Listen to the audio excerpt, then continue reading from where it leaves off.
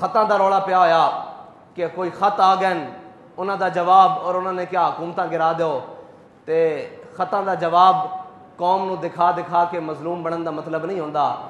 जदों काफिर ते दुश्मन खत लिखन ना तो फिर उन्हां खतां दा जवाब इस तरह होंदा जिस तरह हज़रत यूसुफ बिन ताशफीन ने दिता सी।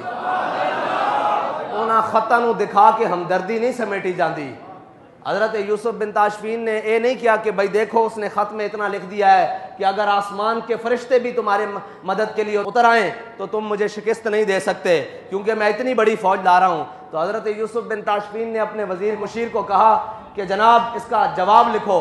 तो उस मुशीर ने बहुत लंबे चौड़े सफ़ों पर जवाब लिखा और लाकर पेश किया कि हम ऐसे ज़र्रा लेस होकर आ रहे हैं, हम ज़र्रे पहन के आ रहे हैं, हम फौजें लेकर आए हैं। तो हज़रत यूसुफ बिन ताशफीन ने जब ख़त पर नज़र मारी तो आपने कहा यार दुश्मनों को ऐसे नहीं जवाब दिया जाता, वो ख़त लाओ जो उसने लिखा है। जब वो ख़त आपके सामने लाया गया ना तो आपने उसकी पुष्ट के ऊपर लिख दिया कि मैं जल्द आ रहा हूँ। तो बात यह है कि जब दुश्मनों से बात की जाए तो इस तरह की जाती है, वो ख़त दिखाकर हमदर्दियाँ नहीं समेटी जाती। कोई थे जो कतरी ख़त के ऊपर रुके रहे और आज अमरीकी ख़त आ गया।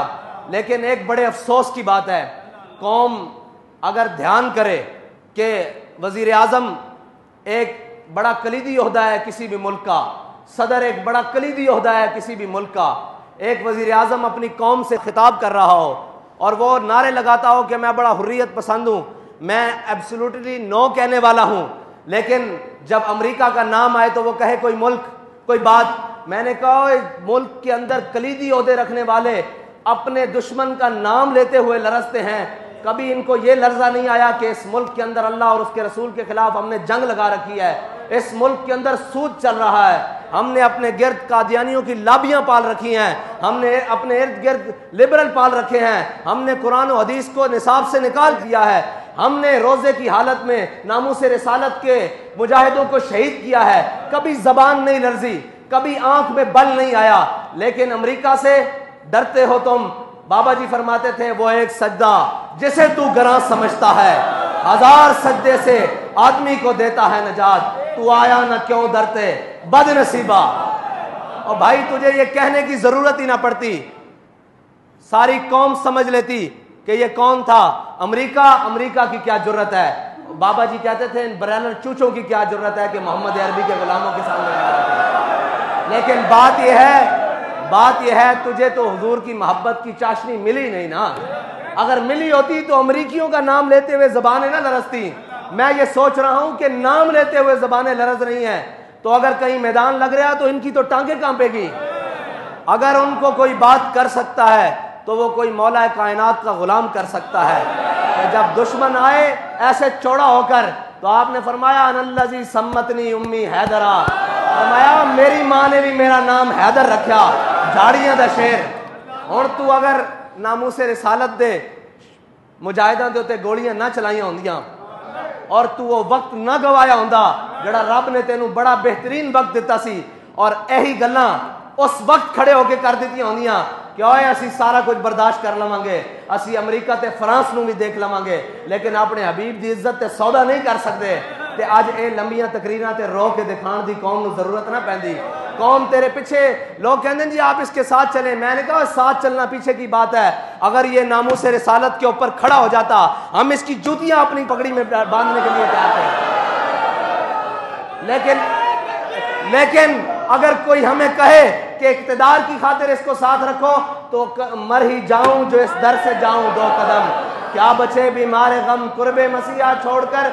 ऐसा एक इक्तदार नहीं, सारी दुनिया का इक्तदार भी हो, हम अपने पांव की ठोकर पे भी नहीं रखते।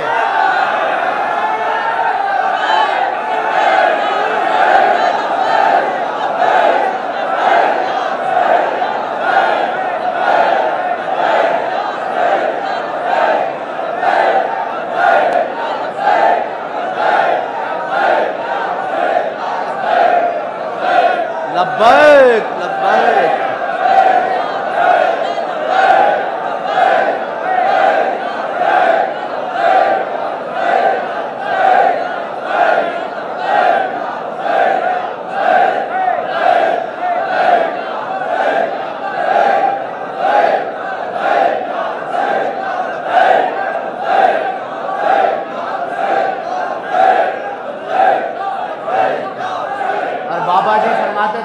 बड़े बदनसीब जो करार तक न पहुंचे। वो करार यही था कि तुम सारी यूरोपीय यूनियन को समेट के एक साइड पे रखते, अमेरिका को समेट के एक साइड पे रखते और वीटो पावर वाले सारे ममालिक को लपेट कर एक साइड पे रखते। वो कहते कि बस जी हम सारी बातों पर कंप्रोमाइज कर सकते हैं अपने आका और मौला की नामूस के लिए। अगर तुम बात कर देते बाखुदा ये दिन तुम्हें नहीं देखने पड़ते, लेकिन अभी तुमने देखने हैं, अभी तो दुनिया में देखे हैं, अभी तो आगाज है, अभी तो अंजाम उस हशर के दिन तक बाकी है जब हुजूर के सामने पेश होना है और उस किसी नुक्कर में अमीरुल मुजाहिदीन भी खड़े होंगे और वो ये नहीं तुम कह सकोगे कि हमें बताया किसी ने नहीं। भाई तुम्हें रोडों पर रोजे की हालत में खून में नहाकर भी बताया कि बाज आ जाओ हुजूर की नामूस पर पैरा दे लो। तुम्हें हथकड़ियां पहन कर भी बताया, तुम्हें तख्तादार वाली कोठरियों में जाकर भी बताया क्यों आ जाओ वापस। हमारा तुमसे कोई जाती झगड़ा था, हमने तुमसे कोई चीज मांग ली थी, तुम तो बैग और गाड़ियां भर कर लाए थे, हमने सारी लुटा दी थी कि भाई हमारा सौदा बाजार मुस्तफ़ा में हो चुका है। ये हमने तारीख जो है ना ये सौदागरों के लिए नहीं बनाई, ना बाबा जी ने इसके अंदर मेहनतें सौदागरों के लिए की हैं। ये तारीख का मकसद सिर्फ एक था कि वरफाना लका जिक्र का चर्चा होता रहे।